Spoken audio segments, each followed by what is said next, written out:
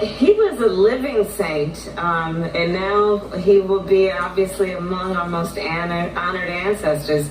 You know, I would sit and talk with John, and he was, you know, the quiet conversations that we would have. He was always so encouraging. He encouraged ambition in women. He enjoyed seeing ambition in women.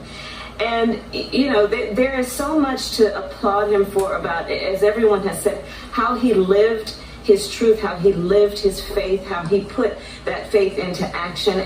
And we have to remember, yes, it was about Bloody Sunday, and you and I and others were there. That was my last big event before the pandemic, was to be there with John, with you and so many others, to walk across the Edmund Pettus Bridge in March. But let's also remember that John Lewis was the first person to testify in the Senate hearings to get rid of DOMA and to talk about the connection between Loving versus Virginia and the LGBTQ movement for same-sex marriage, and he would talk about love is love. John Lewis was front and center in the fight for immigrant rights, where he talked about how immigrant rights are about civil rights.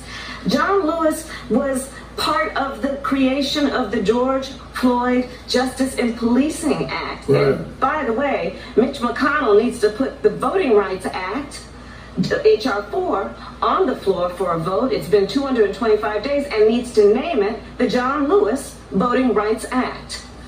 You're calling on Mr. McConnell, the majority leader of the Senate, to name the bill after John Lewis and to put the bill on the floor, and don't just give empty words, but do some John Lewis action.